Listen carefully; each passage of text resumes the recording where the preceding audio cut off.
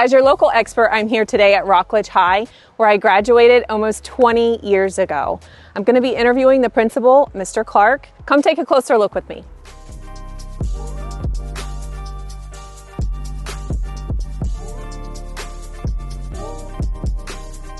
I'm here with Mr. Clark, and are you ready for a couple questions? I am. All right, let's get started. Can you give us some insight on your background in education? Sure. So this is my 16th year in education, but I was a non-traditional educator. I have a civil engineering degree from UCF, and then upon graduation, I got a job in the industry and really felt like I wasn't making the kind of connection or impact in my community that I wanted. So I went back to the high school I graduated from, Palm Bay High School, met with my principal, and one thing led to another, and I was in a classroom teaching math and eventually drafting.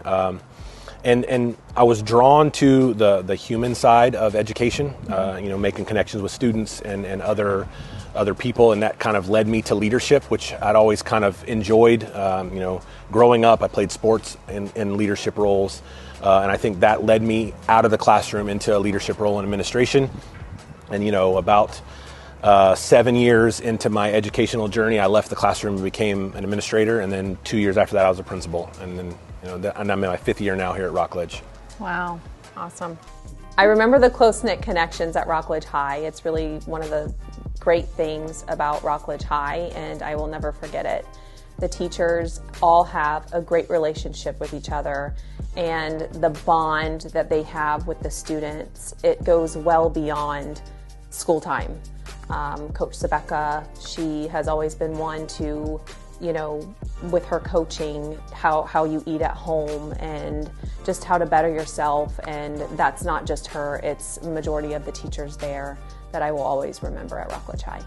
Next question. How does the school support the transition of new students, especially those who are new to the area?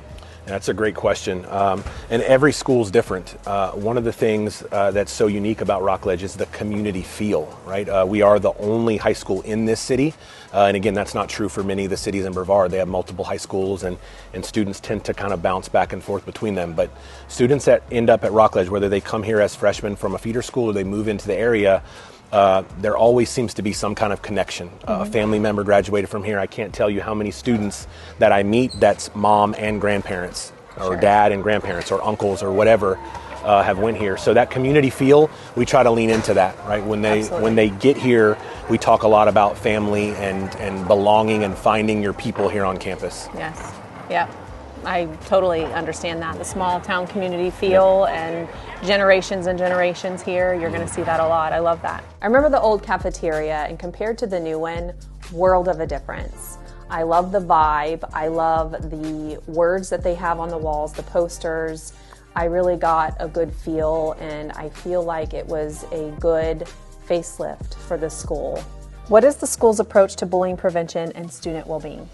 Yeah, so obviously bullying is tough, right? And I think one of the things that's made it more difficult is social media, right? So when schools and administrators had full local control of the bullying, it was easier, right? We could focus on building relationships and building capacity, and on both sides, right? Can we teach kids who are doing it a better way to, deal with their own conflict and trauma? Can we teach kids how to resolve conflict because they're here in like a captive audience? And now, when a lot of it, most of it, is happening outside of the school walls, but then it finds its way onto campus, it's a little bit more challenging, right? Yeah. So here at Rockledge, we do it just trying to promote community and culture, kindness, being connected to campus. We feel like the more the kids are connected to the school, whether it be in a club or a sport, or have a trusted adult they know they can go to and share with, how things are going. The kids are going to have conflict. They're, teenagers. We have, 14 to 19-year-olds here that are learning how to be, adults, and learning how to disagree with someone productively and have those conversations, right? So that's what we focus on. We focus on trying to build that capacity, teaching kids that it's all right to have a conflict. How are we going to work through that? How are we going to have a discussion and either find that common ground or agree to disagree and move on, in a healthy way. So here at Rockledge, we have something called Rock Positivity, where our students, teachers, and staff, and parents even can nominate a student who shows some of that, like that they're connected or they're kind or they're committed to their school and community being a positive place. And then they get recognized, and we do that every week. Every week we recognize a student.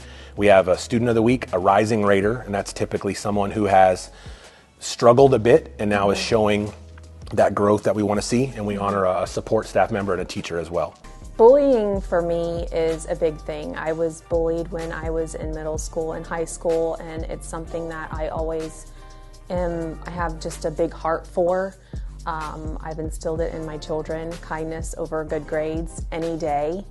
And the rock positivity thing that the principal talked about was amazing. I love that they have the other students get involved in submitting a student who has shown positivity, kindness, whatever, and they recognize that person. I think that's a huge step towards the right direction in helping with the bullying.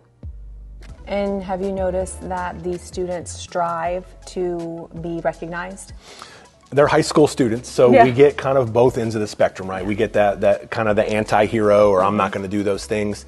But what I have seen is whenever a student gets recognized, you can see that it means a lot. Even the ones that act like it don't, that kind of, hardened kid who doesn't want to get that positive attention, when it happens and they find out that their teacher or a peer recognized something they did and they're getting the positive attention, it does mean a lot. Every kid, for the most part, wants to be recognized somehow, and some of them think it's easier to get the negative attention, right? So when they get that positive attention, it does mean a lot. I see it on their faces. Yeah, I'm sure. I know bullying is really hard to manage these days and get a grip on with social media, but again, with the whole family feel that Rockledge High has, they've been able to kind of tackle that and create safe space for students where they feel safe to talk to each other in a comfortable way for teenagers. So what's something that sticks out in your mind of an example of kindness that you have witnessed a student? It sounds cliche, but I'm seeing that every day. Like, I'm seeing that happen every day. I think in a general sense here at Rockledge, one of the things that happens the most is what I think is a very inclusive school, right?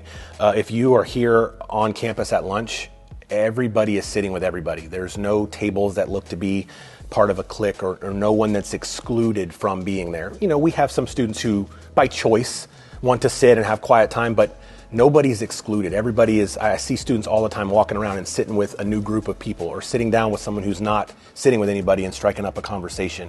So here at Rockledge, I feel like you can be and are accepted for whoever you are, no matter how you feel, where you dress, where you're from. There are people here that are going to embrace you and be an ally for you. I love that. Okay, next question. Can you provide information about the school's academic programs and curriculum? Yes. Obviously, being a principal, that's my number one job, right, is the educational leader. Obviously, we have a Cambridge program here at Rockledge High School, which is really unmatched. I've heard great things about it. It's really unmatched. I mean, there are 2 other schools in the county who have a similar program, and theirs are very successful, and every high school has something to offer, right? But the Cambridge program here, first of all, is headed up by Ms. Krajewski and Ms. Matthews, and it is top-notch. We get students who choice here to Rockledge from all over the county, from as far north as Titusville all the way down to Palm Bay. They're choosing to come to Rockledge for that rigorous, academy type setting where they're getting exposed to college level classes as freshmen, and it's really preparing them for whatever they might choose to do outside of high school. And we've had kids who went through the Cambridge program who went directly into industry, into the automotive industry, into all kinds of different places, into the tech industry without college. But those classes still prepared them for the demands of being, a productive employee. And then we have kids who are getting accepted into every college you could imagine. We had a couple get accepted into schools like MIT, Georgia Tech last year, because of that rigorous courses and how well they're prepared. That's important.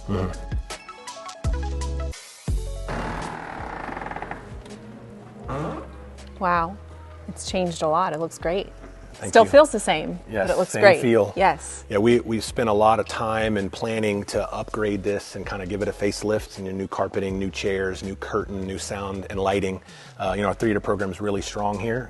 Sent a bunch of kids to, I even have someone up at Juilliard in New York and stuff like that over the last couple of years. So I wanted to be able to put some TLC kind of back into that program to give them something to be proud of. I love that. And you mentioned, it's very important for you that the students feel comfortable here at Rockledge High. So you want to talk a little bit about that? Yeah, when I got here, obviously the tradition at Rockledge speaks for itself. The community feel, the family feel speaks for itself. But I really wanted to give the kids something they could be proud of, right? That they want to tell everybody they go to Rockledge High School. They want to show it off. And so every year that we've been here, we've taken on some of those jobs, from kind of giving the theater a facelift to the cafeteria that we've stopped at, and some murals and some painting, changing some color schemes, just to try to give them something they can really be proud of. It's a perfect facelift. What resources are available for students with diverse learning needs? Yeah, so we have a lot of different programs here at Rockledge. So obviously, you have your regular student who maybe doesn't have an ESE background, doesn't have an IEP, but every student has their own unique learning needs. So we try to have programs that kind of fit every student. We have different specialty ESE classrooms here as well. We have one for students with emotional behavioral disabilities. We have some for intellectual disabilities. But like I said earlier, it's a very inclusive school. Mm-hmm. So we want those kids to feel like they're a part of this student body no matter what. So they're out in elective classes with their neurotypical peers, learning how to be a part of the Rockledge community. We have honors classes, we have regular classes, we have ACE classes and Cambridge classes. We have CTE programs that fit really every area of the spectrum, from like automotive all the way to digital design and the technical side, drafting. We have the only maritime program anywhere on the East Coast, right here by the port, and our kids can get certified to go work at the port like right when they graduate. I learned that Rockledge High has multiple different programs for all kinds of students there. I love the maritime program, you have things for the space program, and then you have the programs for the students with the additional emotional and intellectual needs, which I think is super important. How does the school foster a strong sense of community and parent involvement? Like I said, when I got to Rockledge, that was already strong. Like that was happening when I got here. But one of the things that we've tried to do to keep that going is, I send a newsletter out to every stakeholder, parent and student, every Friday, kind of letting them know what's going on at the school. How are our athletic teams doing? How did chorus, solo, and ensemble go? Do we have a student that's a National Merit Scholar? Like sending that out, sending pictures. Our Rock Positivity honorees get a feature in the newsletter every Friday. But above that, we try to stay really connected with the community, right? Not just people that have people like on the ground at Rockledge right now, but the neighbors, City Hall, regularly at City Hall meetings, talking with the city manager and the mayor. I have a group of students who go to, and actually they're the student city council. They meet at City Hall once a month and run basically like a city council meeting, but it's led by students. Mm-hmm. A lot of our local churches are very active in supporting us. We have a very robust food pantry here, and that is pretty much sustained by Crossbridge Church and a couple of our local church partners that are always making sure that any student that has a need here is getting it met, whether it be food, whether it be hygiene supplies, clothing, stuff like that. They work with our social worker here on campus to make sure those needs are met. Every Friday, Rockledge High sends out a newsletter to the students and parents. I love that it includes the Rock Positivity. I love that it includes all of the things that happened that week at Rockledge High that keeps the parents and students in the know. The students at Rockledge High are very well taken care of, and I think that in today's world, it's super important that Rockledge High is showing that they truly care for these students far more than just in the academic world. They have this amazing food pantry where the kids can go and they can get clothing or food or whatever it is that they may need. Are there any recent initiatives or projects aimed at improving the school's educational environment? So, for me as a principal, the biggest thing I can do there is hire good teachers, right? And that's hard because there's not a lot of teachers out there right now. But Rockledge is very fortunate because it seems to be a good place to work. The morale of our educators seems to be high and people want to come work here. So for me, putting the best possible educator that shares the vision that we have for student success in the classroom is number one. That's the number one initiative. Outside of that, we're always looking for ways to provide students with what's going to make them the most marketable, I guess, whether it be for college or career. So we're always looking at, revamping our CTE programs, making sure that they have the proper training if they're considering going into industry right out of school, or they're ready for whatever, degree, or program of study they're going to have in college. So we're kind of always doing that, always having those conversations. Do we need to add a program? Do we need to delete a program? I don't know if you had fashion design or thought about that. So that program kind of became obsolete, right? So we had a teacher who retired and we had really a lot of trouble filling that position. So that's transitioned all now into like food sciences. So we have a food science program where fashion design used to be, to try to give kids the opportunity to get a certification and serve safe and go out into the food service industry. Well, and one thing I really love is the teachers that have been here really stay here until they retire. I know Coach Sebeka, I was actually her first teaching class almost 20 years ago, and she's still here. And I think that speaks volumes. Yeah, that's happened. And again, since I've been here, I can count on one hand the number of teachers that have left voluntarily to go somewhere else, to another school. Have a handful retire and a handful have had to relocate or move, but they haven't left. They don't leave. We just had a teacher last year who retired who was like 40 years at Rockledge. Wow. And she was a Cocoa grad and came here for her first teaching job and taught for 40 years here. So it speaks volumes. Yeah. Many teachers there at Rockledge High stay there for years and retire. Coach Scarborough is one of them, and I was lucky enough to be there when she taught. She was there for 40 years and retired, and I think she's not the only one that has done that. There's been many cases of teachers staying there for long periods of time and retiring, and I think that speaks volumes.